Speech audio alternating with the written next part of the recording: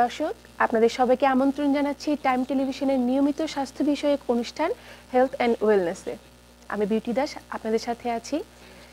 আপনারা জানেন, প্রতিবারই এই অনুষ্ঠানের মাধ্যমে আমরা স্বাস্থ্য বিষয়ক বিভিন্ন সাবজেক্ট, বিভিন্ন অধ্যায় নিয়ে আপনাদের সামনে হাজির হয়ে থাকি। বরাবরই আমরা আজকেও আপনাদের সামনে হাজির হয়েছি একটি গুরুত্বপূর্ণ বিষয় নিয়ে, ব্যালেন্স অ্যান্ড ফল প্রিভেনশন। আমরা সবাই জানি, আমরা যখন কর্মক্ষেত্রে বাসা থেকে বাইরে যাই, তখন বাসায় যাদেরকে রেখে আসি, বয়স্ক হোক বা কম বয়সী যারাই থাকেন, তাদের জন্য আমাদের একটা চিন্তা থাকে যে তারা ঠিকমতো আছেন কিনা, কি করছেন। এবং তাদের মধ্যে একটু বয়স্ক যারা আছেন, আমরা তাদের পড়ে যাওয়ার বা কখনো হাঁটতে গিয়ে কোনো কাজ করতে গিয়ে পড়ে যাওয়ার একটা শব্দ আমরা শুনে থাকি সব সময়। তো আজকে আসলে আমরা এই বিষয়টা নিয়ে আপনাদের সামনে আলোচনা করব যে কিভাবে পড়ে যাওয়ার ব্যালেন্স এবং ফল প্রিভেনশনগুলো নিয়ে আমরা জানবো আজকে। প্রতিবারের মতোই আমাদের সাথে আছেন ডক্টর ইমরুল কবির। ডক্টর ইমরুল কবির একজন জনপ্রিয় ফিজিওথেরাপিস্ট এবং অ্যারিজোনা থেকে ফিজিক্যাল থেরাপি নিয়ে যিনি ডক্টরেট করেছেন। 18 বছরের ওনার অভিজ্ঞতা রয়েছে এই ফিজিক্যাল থেরাপির উপর, এবং নিউ ইয়র্কে 3টি শাখাতে উনি সেবা দিয়ে আসছেন, ব্রুকলিন, জামাইকা এবং জ্যাকসন হাইটসে। চলুন দর্শক, আমরা আজকে আলোচনা করি এই ব্যালেন্স এবং ফল প্রিভেনশন নিয়ে ডক্টর ইমরুল কবিরের সাথে। আপনাকে স্বাগত। অনেক ধন্যবাদ। জি, তো আপনার প্রথম যে ইন্ট্রোডাকশন ছিল, খুব সুন্দর একটা উদাহরণ আপনি দিয়েছিলেন যে বয়স্ক আমাদের প্রিয়জনেরা, আমাদের পরিবারের লোকজনেরা যারা বয়স্ক বাসায় থাকেন বা এমনকি কাজে যান, বাইরে যান, তাদের অনেকেরই একটা সমস্যা হচ্ছে ব্যালেন্স হারিয়ে ফেলা এবং পড়ে যাওয়া, ব্যালেন্স হারিয়ে।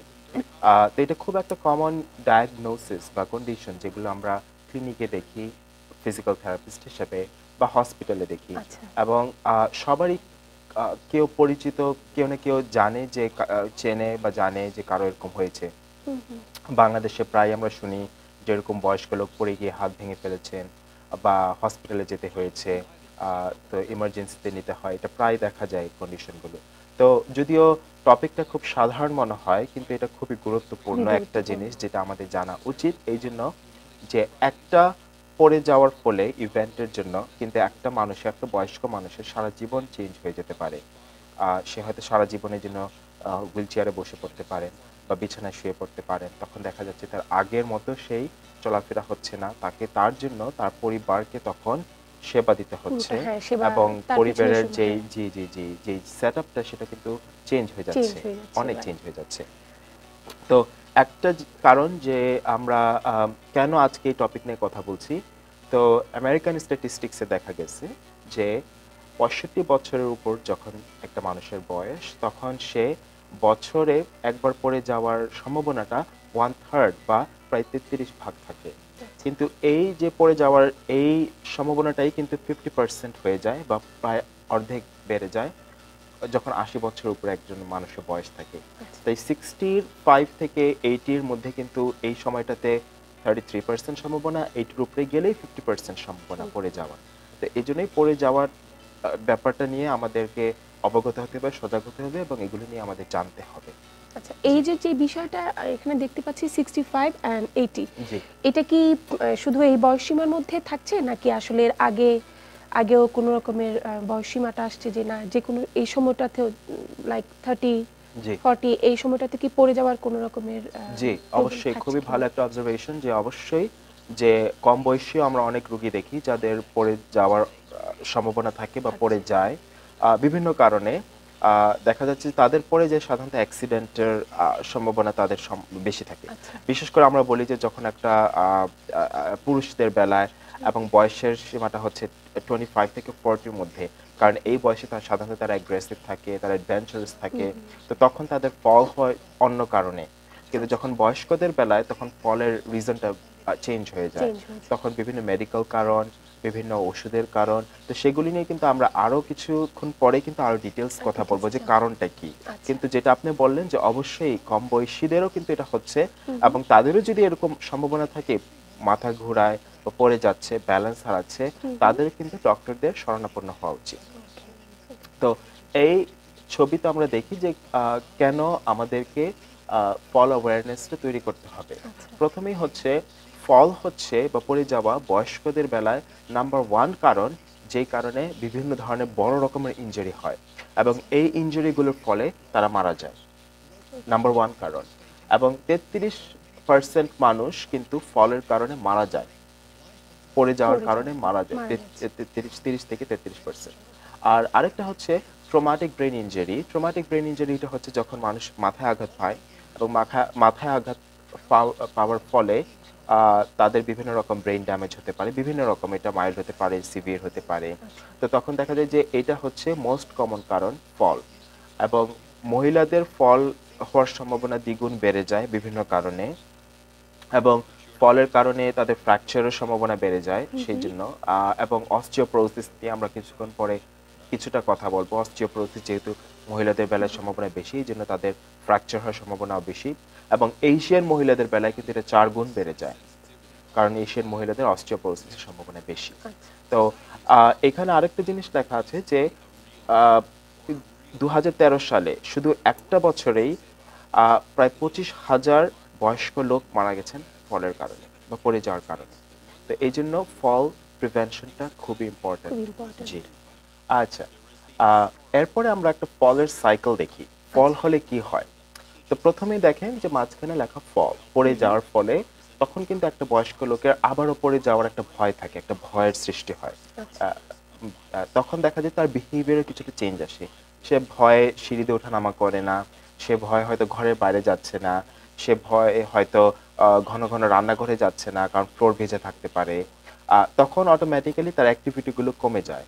তো লেস অ্যাক্টিভিটি যখন হয় তখন কিন্তু তার মাসলগুলো ইউজ হচ্ছে না, তার ব্যালেন্সের প্র্যাকটিস হচ্ছে না, অটোমেটিক্যালি তার ওখানে লেখা যে ডিক্রিজ মাসল স্ট্রেংথ ব্যালেন্সে কমে যাচ্ছে, মাসল স্ট্রেংথে কমে যাচ্ছে। এর ফলে যেহেতু মাসলের শক্তি এবং ব্যালেন্স কমে যাওয়ার ফলে ফলের রিস্কও বেড়ে যাচ্ছে। তো সেই কারণে তার আবারও ফল হতে পারে। তখন কিন্তু প্রথমবার হয়তো ফল হয়েছিল একটা ভেজা ফ্লোরের জন্য, হয়তো কার্পেটে পা লেগে, বা হয়তো সে হঠাৎ করে টার্ন করেছিল, কিন্তু নেক্সট টাইমে কিন্তু সে খুব স্বাভাবিক মুভমেন্টের ফলেই কিন্তু তার ফল হতে পারে, কারণ পড়ে যাচ্ছে, কারণ যেহেতু তার ব্যালেন্স এবং মাসল প্রবলেম দেখা দিয়েছে অলরেডি ফলের কারণে, প্রথম ফলের কারণে। এই কারণে এখানে যে একটা বিষয়, যেহেতু প্রথমবার পড়ে যাচ্ছে, আমি একটু মহিলাদের ক্ষেত্রে বলবো, বিভিন্ন সময় তো যারা থাকেন বাসায়, বিভিন্ন বাসার কাজকর্ম করছেন, বিভিন্ন রকমের, পুরুষদের ক্ষেত্রে তো বাইরে হয়তো ওনারা বাইরে কাজ করছেন, কর্মক্ষেত্রে যে কোনো সময় হয়তো কোনো কারণে পড়া একটা সময়। মহিলাদের ক্ষেত্রে আমি যখন দেখলাম যে কোনো কাজে বা বাংলাদেশে যেটা বেশি দেখা যায়, রান্নাঘরে কাপড় কাচতে গিয়ে বা আরো আনুষঙ্গিক কিছু জিনিস হয়তো উপরে জিনিস রাখতে গেল, তো এই যে পড়ে গেল, মানে এটা কি পুরুষদের চাইতে কি মহিলাদের ক্ষেত্রে কি খুব বেশি মানে রিস্কটা থাকে? যে এটা অ্যাকচুয়ালি দেশ টু দেশ এটা ভ্যারি করে, কারণ বাংলাদেশের পরিবেশটা ভিন্ন, এখানকার পরিবেশটা ভিন্ন। বাংলাদেশের পরিবেশে পুরুষ এবং মহিলা দুজনেরই কিন্তু সমান সেই রিস্ক থাকে, এবং গ্রামের দিকে রিস্কটা বেশি এই জন্য, কারণ গ্রামে কিন্তু আমাদের দেখেন যে যেরকম নৌকা পার হতে হয়, যেরকম হয়তো ভেজা উঠান থাকে, ভেজা ফ্লোর থাকে বাথরুমে, কিচেনে হয়তো ভেজা ফ্লোরে কাজ করতেছে, ভেজা ফ্লোরে কাপড় ধুচ্ছে। এবং তো মহিলাদের বেলায় অনেক সময় দেখা যাচ্ছে তারা রান্না করতে করতে তাদের চোখে ছানি পড়ে গেছে, তো তাদের ব্যালেন্স এমনিতেও খারাপ, যেহেতু চোখের জ্যোতি খারাপ। পুরুষদের বেলায় দেখা যাচ্ছে যে তারা হয়তো যখন খেতে খামারে কাজ করে তখন তাদের ভেজা ফ্লোরে কাজ করতে হচ্ছে, তখন তাদের পায়ে বিভিন্ন সমস্যা হতে পারে, এবং তাদের বিভিন্ন কারণে, শারীরিক কারণে ব্যালেন্সের ওভারঅল প্রবলেম দেখা দিতে পারে। শহরের সিচুয়েশনটা ভিন্ন। শহরের সিচুয়েশনে দেখা যাচ্ছে যে ফল হচ্ছে ভিন্ন কারণে, ফল হচ্ছে দেখা যাচ্ছে অ্যাক্সিডেন্টের কারণে, ফল হচ্ছে দেখা যাচ্ছে রাস্তা পারাপারের সময়, হয়তো মানুষের পা আটকে গেছে, পা মুচকে গেছে, দেখা যাচ্ছে সিঁড়িতে ওঠানামা করতে গিয়ে। তো সিচুয়েশন কিন্তু এক একটা পরিবেশে এক এক রকম। এই দেশেও কিন্তু ভিন্ন। এই দেশে কিন্তু যেরকম এখন আমাদের সিজনটা হচ্ছে উইন্টার, স্নো পড়ছে, তো এখন ফল হওয়ার সম্ভাবনা সবচেয়ে বেশি, যেহেতু ফলের কারণে ফ্লোরটা স্লিপারি হয়ে থাকে। তো এটাই এখানেও হ্যাঁ দেখা যায়, যেহেতু মহিলারা বেশ বাইরে সবসময় বাজার করছে, ভারী জিনিস ওঠানামা করানো। আচ্ছা, এই কাজের ক্ষেত্রে তো সবারই আসলে কাজটা করতে হবে, তো সেই ক্ষেত্রে কেন রিস্কটা থাকছে যে পড়ে যাওয়ার? সেটা কি আনুষঙ্গিক অন্য কোনো কিছু জি, মানে এমন কি অনেকগুলো সিম্পটম গুলো কারণে দেখা জি, যাচ্ছে? অনেকগুলো কারণে। তো আমরা ১ম এ দেখতে চাই যে সে যখন ক্লিনিকে আসছে একটা মানুষ যে পরে যায় কিনা, তার ব্যালেন্স ভালো কি খারাপ। আচ্ছা। কারণ একটা পেশেন্ট যখন আসে ক্লিনিকে তখন সে বলে যে আমার ব্যালেন্সটা ভালো না, মাঝে, মাঝে মাথায় চক্কর দেয়, হুম, আমি ব্যালেন্স হারাই ফেলি। রাইট। তখন আমরা বিভিন্ন রকম টেস্ট করি। আমি আপনাকে ছবিতে দেখাতে চাচ্ছি হুম, হুম। যে আমাদের ৪ টা টেস্ট। ১ম এ আমি জিজ্ঞেস করি যে চেয়ার থেকে বসার থেকে দাঁড়ানো অবস্থায় দাঁড়াতে গেলে তার কি ব্যালেন্স হারায় ফেলে কিনা। তো তখনই যে ১ম ছবিটাতে দেখেন সে বসার থেকে দাঁড়াচ্ছে চেয়ারে। হুম, এর হুম। পরেরটা হচ্ছে যখন দোনো পা একত্রে রাখা হয়। ছবিতে দেখেন যে দোনো পা একত্রে রাখা, তখন কি তার শরীর নাড়ে কিনা। ওকে। শরীর সামনে পেছনে নড়তে পারে, সাইড টু সাইড নড়তে পারে। তখন যদি বলে যে এই পজিশনগুলোতেই যদি একটা মানুষ বলে যে হ্যাঁ, বা আমরা যদি করার সময় দেখি যে পেশেন্টের ব্যালেন্স ভালো না, তাহলে কিন্তু আমরা পরের টেস্টগুলো করি না। হুম, কারণ পরের টেস্টটা হচ্ছে একটা মানুষ স্বাভাবিক অবস্থায় দাঁড়া থাকবে এবং আমি ধাক্কা দিব। তো যার স্বাভাবিকভাবেই ব্যালেন্স খারাপ তাকে আমি ধাক্কা দেওয়ার টেস্ট করব না। হুম। কিন্তু যাদের ওই ব্যালেন্সগুলো ভালো তাদেরকে আমি এই টেস্টটা করব। এবং এরপরে হচ্ছে একটা মানুষকে আমি দাঁড়ানো অবস্থায় বলবো গোল ঘুরতে 360 ডিগ্রিজ। তো এই স্বাভাবিক টেস্টগুলো আমাদেরকে তখন অটোমেটিক্যালি জানাচ্ছে একটা মানুষের ব্যালেন্স কিরকম। ওকে। জি। এবং এটার পরে আমরা যেটা করি যে আমরা বিভিন্ন রকম ট্রিটমেন্ট করি, কিন্তু ওই যে কিছুক্ষণ আগে আপনি জানতে চাইলেন যে কাজের ক্ষেত্রে ব্যালেন্স হারায়, ব্যালেন্স হারায়। এবং তখন আমরা কারণ জানার চেষ্টা করি যে কেন হারাচ্ছে। প্রথমে আমরা আচ্ছা। জানলাম যে ব্যালেন্স তার প্রবলেম। এখন বিভিন্ন কারণে ব্যালেন্সের প্রবলেম হতে পারে। ৫টা মেইন কারণ এখানে আমরা তুলে ধরলাম।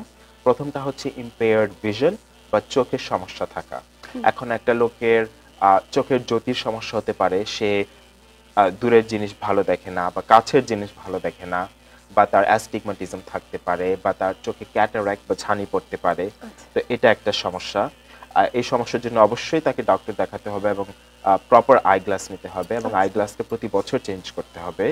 এবং আরেকটি জিনিস যেটা ঘরের, আমরা কিছুক্ষণ পর আর ডিটেলস কথা বলবো, হুম, ঘরের আসবাবপত্র আপনাকে সেভাবে সাজাতে হবে যেন আপনি জানেন যে কোন দিকে চেয়ার কোন দিকে টেবিল, সেটা আপনাকে মার্কিং করতে হবে। সিঁড়িটা যেরকম হলুদ বা লাল রঙের টেপ দিয়ে মার্কিং করতে হবে, হ্যান্ড রেলগুলো মার্কিং করতে হবে, তাহলে তার চোখে প্রথমেই সেই জিনিসগুলো পড়বে যেগুলোতে তার ব্যালেন্স ধরে রাখার ধরে জন্য রাখতে পারবে। প্রয়োজন। এরপরে হচ্ছে হোম হ্যাজার্ডস। হোম হ্যাজার্ডস হচ্ছে আমাদের ঘরে চলাফেরার বিষয়গুলো, যেরকম ফার্নিচার যদি খুব এলোমেলোভাবে সাজানো থাকে, যেরকম বাসা ভরা যদি ফ্লোরে তার থাকে, বিভিন্ন রকম ওয়্যারস, হুম, হুম। কেবলের হতে পারে, মাল্টিপ্লাগের হতে পারে, এবং বিভিন্ন রকম চার্জারে হতে পারে, এবং তারপরে দেখা যাচ্ছে যে কার্পেটের কর্নারগুলো ছেঁড়া, বা হয়তো অনেকে চাদর বিছায় রাখে ফ্লোরে, ফ্লোর উঁচা নিচা, হুম, হুম। এগুলো ফ্লোর ভেজা থাকে প্রায়। তো এগুলো, বা বাচ্চা খেলছে, বাচ্চার খেলনা পড়া নিচে, হুম, হুম। তো এগুলো খেয়াল রাখতে হবে। এগুলো হোম হ্যাজার্ডস। বাথরুমের সিচুয়েশনটা বুঝতে হবে, বাথরুমের ফ্লোর ভেজা, পাকের রুমের ফ্লোর ভেজা। জিনিসপত্র এমন জায়গায় রাখতে হবে যেন হাত দিয়ে নেওয়া যায়, উপরে বা নিচে না। তো আচ্ছা। এগুলো অ্যারেঞ্জ করা, এগুলো হচ্ছে সলিউশন। নাম্বার 3 হচ্ছে মেডিকেশন বা ওষুধ। বয়স্কদের বেলায় আমরা যেটা দেখি যে তারা বিভিন্ন রকম রোগে ভোগে এবং বিভিন্ন রকম ওষুধ খাচ্ছে। তো অনেকটা ওষুধ একটা ককটেল হয়ে যায়। তো এখন এই ওষুধেরও পার্শ্ব প্রতিক্রিয়া হতে পারে, থাকতে পারে। যে যে ব্যালেন্স হারিয়ে যাওয়া, মাথা ঘোরানো, হ্যালুসিনেশন হওয়া, হুম, হুম। কনফিউশন তৈরি হওয়া, অনেকটা ঘুম ঘুম ভাব হওয়া। তো এগুলোর কারণে কিন্তু মানুষ ব্যালেন্স হারিয়ে পড়তে পারে। পড়ে যেতে তো পারে। এটা সলিউশন হচ্ছে যে তাকে তখন ফার্মাসিস্টের সাথে বা ডক্টরের সাথে ডিটেলস এই ব্যাপারে আলাপ করা। এরপরে হচ্ছে যে উইকনেস বা লো ব্যালেন্স, যাদের অলরেডি হিস্ট্রি আছে ব্যালেন্স হারানোর, কম ব্যালেন্স যাদের, এবং উইকনেস পায়ের দুর্বলতা অনেক কারণে হতে পারে, আর্থ্রাইটিসের কারণে, বয়সের কারণে। হুম, তো তখন আপনাকে ওই এক্সারসাইজগুলো করতে হবে যেটা আমরা শেখাই ফিজিক্যাল সেটাই। থেরাপিতে। এবং ৫ নম্বর কারণ হচ্ছে যেটা এখানে হার্টের ছবি দেওয়া, ক্রনিক আচ্ছা। কন্ডিশন। ক্রনিক কন্ডিশন যেরকম হার্টের রোগ হতে পারে, একজনের পুরানো স্ট্রোক হতে পারে, সে হয়তো কিছুটা ভালো হয়ে গেছে কিন্তু সে হাঁটাচলা করতে পারছে, বাট তার ব্যালেন্স ভালো না। ব্যালেন্স। বা যেরকম একটা রোগ পার্কিনসন ডিজিজে মানুষের হাত পা কাঁপে, বা আলজাইমার্স, তখন মানুষ কনফিউজড হয়ে যায় যে কোন দিকে যাবে, কোন দিকে ড্রয়িং রুম, কোন দিকে বেডরুম, কোন দিকে কিচেন, কোন দিকে বাথরুম। তো এই জিনিসগুলো তখন কিন্তু ব্যালেন্স হারানোর এবং ফলের কারণ হতে পারে। এই তাহলে এই বিষয়গুলো এখানে একটা জিনিস দেখলাম, মেডিকেশন, যেটা বিভিন্ন সময় তো বিভিন্ন রকমের একজন মানুষের বিভিন্ন রকমের অসুস্থতা থাকতে পারে, তাহলে ওই বিভিন্ন রকমের যে মেডিসিনটা সে নিচ্ছে তখনই ওটা হয়তো একটা পার্শ্ব প্রতিক্রিয়া কাজ করছে, যার কারণে পড়ার সম্ভাবনাটা আরো বেশি থাকছে। আমরা আরো এই বিষয় নিয়ে আরো অনেক আলোচনা করব, একটা ছোট্ট ব্রেক নিয়ে আসছি। দর্শক আমাদের সঙ্গে থাকুন, নিচে ছোট্ট একটি বিরতি, ফিরছি একটু পর।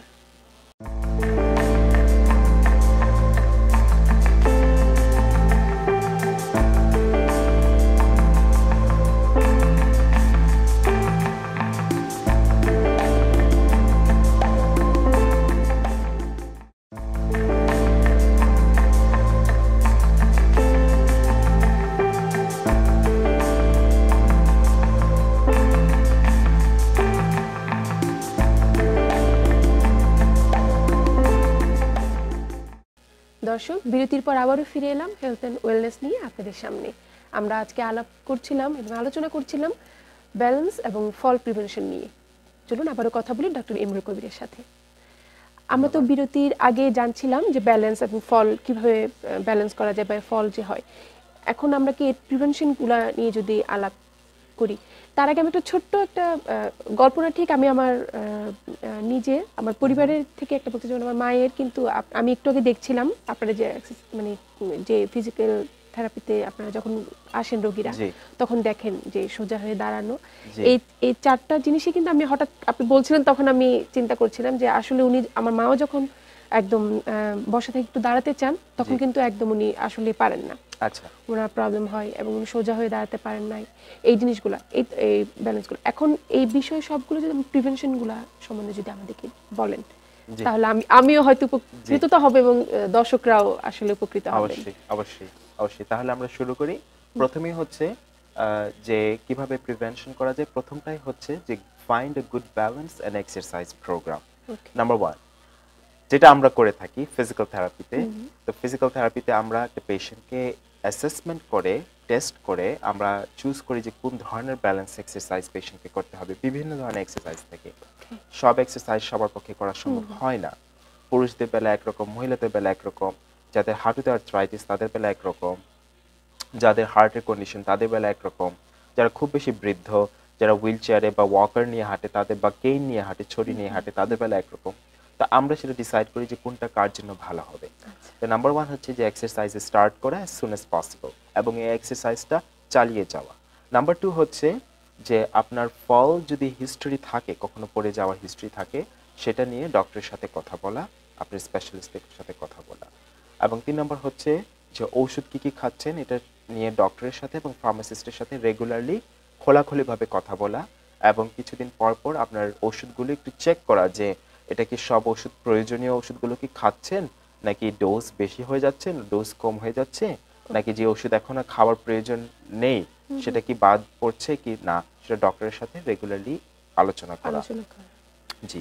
এর পরের 3টা হচ্ছে আপনার চোখ পরীক্ষা করানো, এবং এই চোখ পরীক্ষা প্রতি বছর করতে হবে এবং প্রয়োজন হলে প্রতি বছর নতুন করে চশমা নিতে হবে, কারণ পুরানো চশমা, ঘোলা চশমা কিন্তু আমাদের চোখের দেখার জন্য সমস্যা করতে পারে এবং আমাদের পড়ে যাওয়ার কারণ হতে পারে।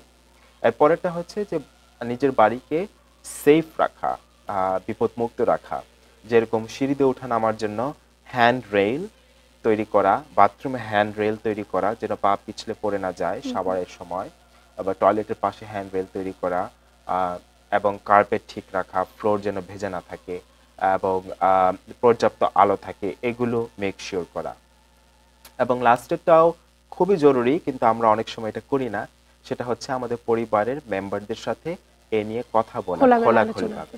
জি জি, কারণ অনেক সময় দেখা যায় যে বয়স্করা অনেক কিছু চাপিয়ে রাখেন, তারা কিন্তু মনে করেন যে এটা একটা বোঝা হয়ে যাবে যদি ছেলে মেয়েদের সাথে এটা শেয়ার করে, কিন্তু নিয়ম হচ্ছে যে এগুলো জানিয়ে রাখলে তখন আপনার আশেপাশের মানুষ এই ব্যাপারে সজাগ থাকবে এবং ফল প্রিভেনশনে এটা খুবই আপনার একটা সহায়তা করবে। এই যে 5 নম্বরে একটা দেখলাম আমরা, কিপ ইউর হোম সেফ, এখানে আমার মনে হয় যারা বয়স্করা আছেন তাদের, যারা থাকেন, আমার মনে হয় পরিবারের যারা আছেন তাদেরও তাদেরকে এটা চিন্তা করে তাদের যাতে বারবার সিঁড়ি দিয়ে ওঠানামা করতে না হয়, আমার মনে হয় সেইভাবে তাদেরকে নিচের ফ্লোরে একটা ওভাবে রাখা উচিত। এটা খুবই একটা ভালো পয়েন্ট আপনি তুলেছেন অ্যাকচুয়ালি। এজন্য প্রায় আমরা দেখি যে এখানে আমেরিকান হোমসে যাদের দোতলা বাড়ি সিঁড়িতে ওঠানামা করতে হয়, তাদের দেখা যায় বয়স্করা সাধারণত একতলায় থাকেন। তাহলে দেখা যাচ্ছে তাদের kitchen, bathroom, drawing room, TV, বের হওয়ার ঘর থেকে বের হওয়ার যে দরজাটা সবকিছু আশেপাশে, তখন তাদের সিঁড়ি দিয়ে ওঠানামা করতে হয় না বারবার। খুবই একটা ভালো একটা জরুরি পয়েন্ট। এবং যেহেতু আপনি বাড়ির পরিবেশের কথাটা বললেন, তো সেজন্য আমি এই ছবিটাও দেখাতে চাচ্ছিলাম। তো এই ছবিটাতে দেখেন যে আপনার সাইড থেকে যদি আমরা শুরু করি যে পর্যাপ্ত আলো, বাথরুম, এটা বাথরুমের ছবি, এবং ফ্লোরে যেন পানি না থাকে, যেটা কিছুক্ষণ আগে আমরা বলছিলাম, কিচেনে যেরকম ফ্লোরে পানি না থাকে, এবং সিঁড়িতে যেন হ্যান্ড রেল থাকে, এবং কার্পেট যেন আপনার স্লিপারি না হয় এবং ছেঁড়া না থাকে, পা আটকে যেন মানুষ পড়ে না যায়, এবং শু ভালো মতো পরতে হবে, ভালো শু পরতে হবে যেন শু আটকে না যায় বা টাইট শু না হয় বা লুজ শু না হয়। এবং রেগুলার এক্সারসাইজ যেটা পেশেন্টকে করতে হবে। জি, শু এর ব্যাপারে যেটা একটু যদি আপনি দর্শকদের বলতেন। শুটা হবে যে প্রপার শুটা হয় যে যখন আমরা শু পরার পরে প্রথমত শুটা সকালে কিনতে নেই, বিকালে কিনতে হয়, যখন আমাদের পা কিছুটা এক্সপ্যান্ড হয় বা ছড়িয়ে যায় তখন কিনতে হয় শুটা। তো বিকালের দিকে যখন আপনি শু কিনবেন, তখন আপনার শুর যে বুড়ো আঙ্গুলটা ওটার বাইরে হাফ এন ইঞ্চ, আধা ইঞ্চি জায়গা থাকবে মুভমেন্টের জন্য। তারপরে আপনার শুটা কমফোর্টেবল, আপনার শুটার সোলটা যেন, নিচুটা যেন স্লিপারি না হয়। এবং আমরা সাধারণত বলি স্নিকার্স জাতীয় বা ক্যাটস জাতীয় যে শু, সেগুলো পরার জন্য বয়স্কদের বেলা সব সময় ভেতরে এবং বাইরে।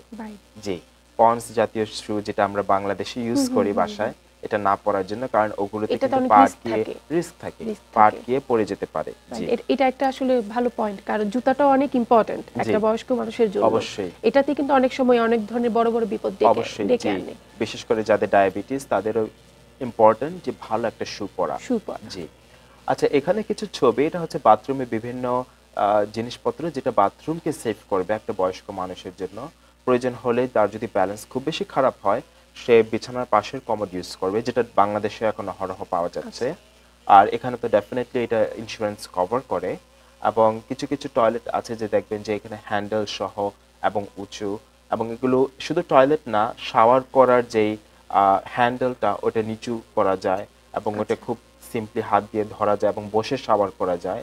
চেয়ারে শাওয়ার করার চেয়ারও থাকে। তো এগুলো পেশেন্টকে প্রয়োজন হলে ইউজ করতে হবে।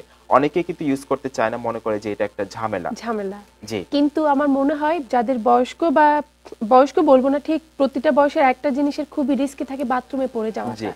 এবং এটা কিন্তু অন্য কোনো জায়গায় পড়ে যাওয়ার থেকেও আমার মনে হয় একটু খুবই রিস্কি। অবশ্যই। সো এই জিনিসটা আসলে দেখলে দর্শকরা বুঝতে পারবেন যে এটা যদি, এবং অনেকেই কিন্তু আমি দেখেছি যে বাঙালি ফ্যামিলিতে এই জিনিসগুলো তারা তুলে ধরে না ডক্টরকে, এবং ডক্টরের কাছে চান না, কিন্তু তারা পান। ইন্স্যুরেন্স কিন্তু তাদেরকে কভার করছে এগুলো, এই ইকুইপমেন্টস গুলো।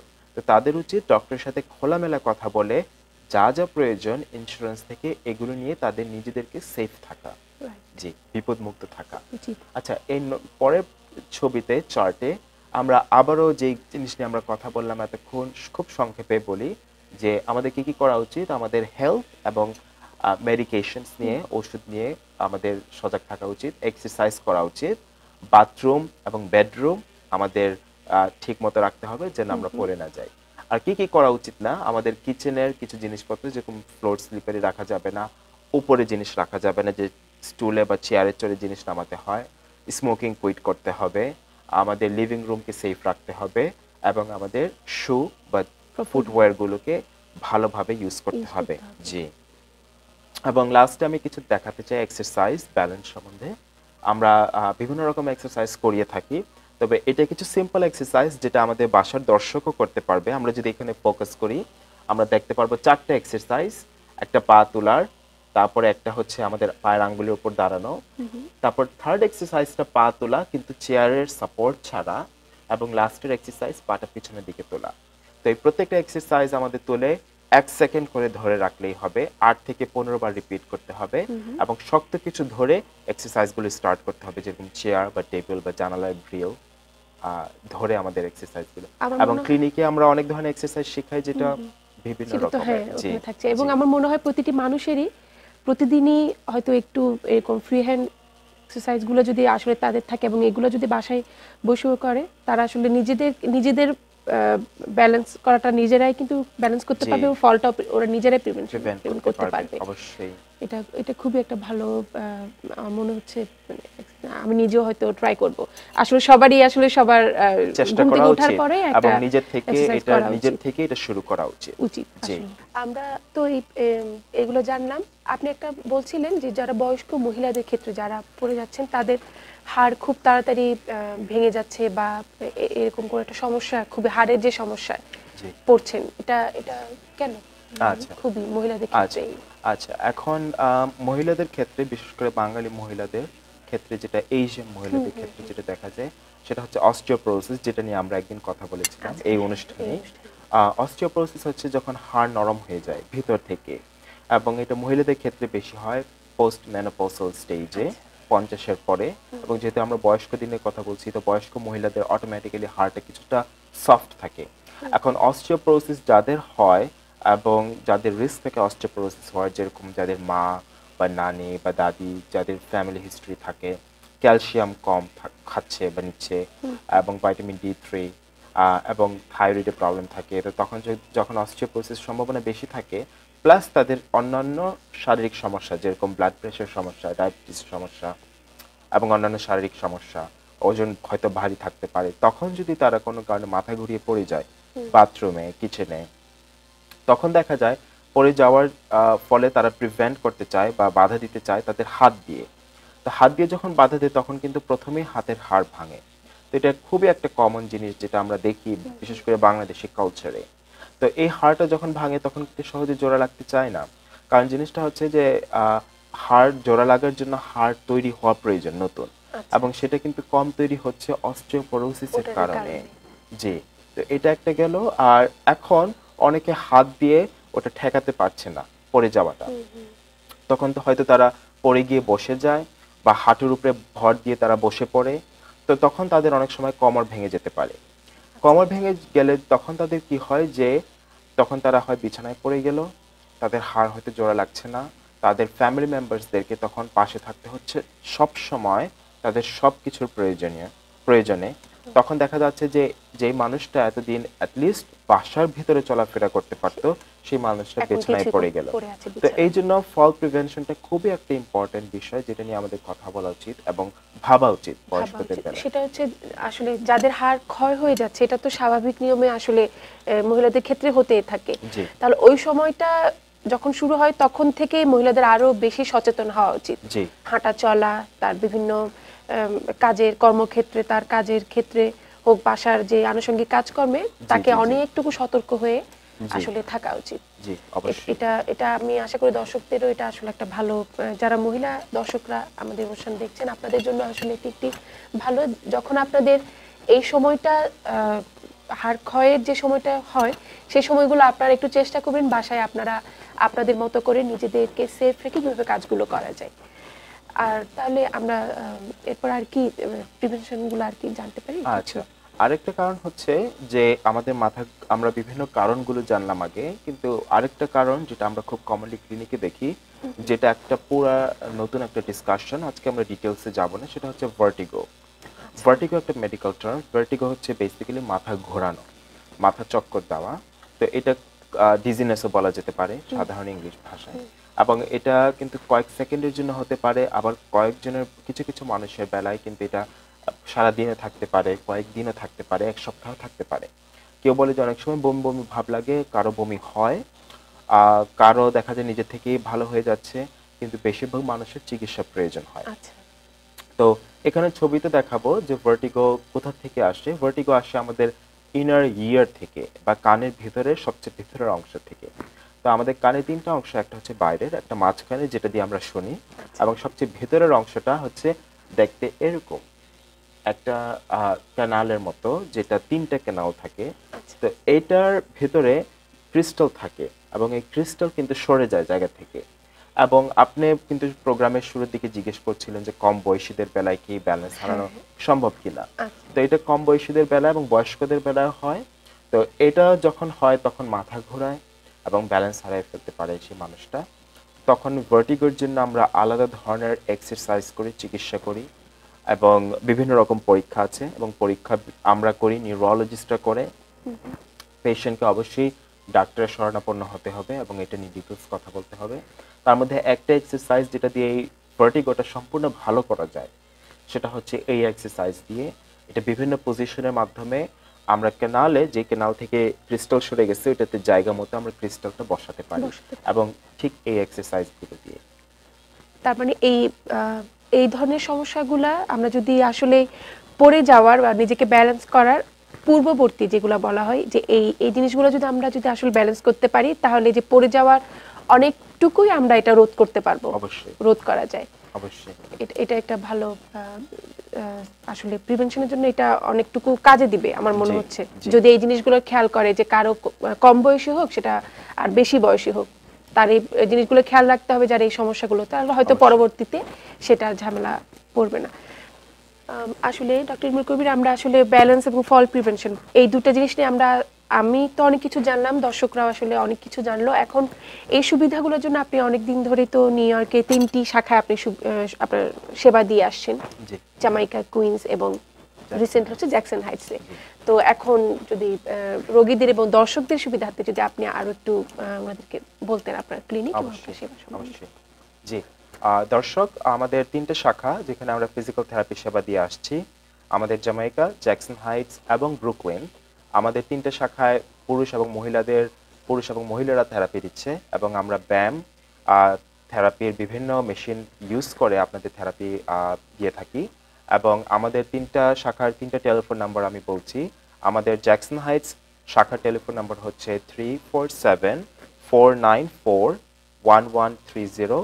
আবারও বলছি, আমাদের জ্যাকসন হাইটস শাখার টেলিফোন নাম্বার 347-494-1130। আমাদের জামাইকার শাখার টেলিফোন নাম্বার হচ্ছে 347-484-0231। আবারও বলছি, আমাদের জামাইকার শাখার হচ্ছে নাম্বার 347-484-0231। এবং আমাদের ব্রুকলিনের শাখা, যেটা ঠিক ব্রুকলিনের মাঝখানে বাঙালি এরিয়াতে চার্চ ম্যাকডোনাল্ডে, এটার নাম্বার হচ্ছে 929-393-6945। আবারও বলছি, নাম্বার হচ্ছে 929-393-6945। এবং আপনারা কল করুন, আমরা আপনাদের ভাষায় কথা বলি এবং আপনাদের সেবার জন্য আমরা সবসময় থাকব। ধন্যবাদ। ধন্যবাদ ডক্টর ইলমুল কবির, অনেক অনেক ধন্যবাদ আজকের এত সুন্দর এবং এত খুবই ইম্পর্টেন্ট একটা সাবজেক্ট নিয়ে দর্শকদেরকে বলার জন্য। আশা করি আমরা পরবর্তীতে আরো অন্য কোনো সাবজেক্ট নিয়ে দর্শকের সামনে হাজির হব। অবশ্যই। আপনাকে অনেক অনেক ধন্যবাদ। অনেক ধন্যবাদ আপনাকে। দর্শক, আজ আমরা জানলাম ব্যালেন্স অ্যান্ড ফল প্রিভেনশন নিয়ে। এটি খুবই ইম্পর্টেন্ট একটি সাবজেক্ট। আসলে বাসায় যারা, আমি প্রথমেই বলছিলাম, আমরা যারা বাসার বাইরে যাই, বাসায় যারা থাকেন, এবং শুধুমাত্র বয়স্কদের ক্ষেত্রে না, আমরা যারা ইয়াংরা আছি, কম বয়সের যারা, তাদেরও এই জিনিসগুলো নিয়ে খুবই সচেতন থাকা উচিত। আশা করি ডক্টর ইলমুল আপনাদেরকে আজকে যা বললেন সেই জিনিসগুলো আপনারা অবশ্যই, উপদেশগুলো আপনারা অবশ্যই মানবেন। হয়তো এই যে ফল ব্যালেন্সটা আপনারা ঠিক রাখতে পারবেন এবং ফলের যে একটা রিস্ক থাকতে পারে সেটা থেকে আপনারা মুক্তি পেতে পারেন। তো দর্শক, আজকে এই পর্যন্ত বিদায় নিচ্ছি। আগের পর্বে আবারও দেখা হবে। সেই পর্যন্ত আপনারা ভালো থাকুন, সুস্থ থাকুন এবং টাইম টেলিভিশনের সাথে থাকুন।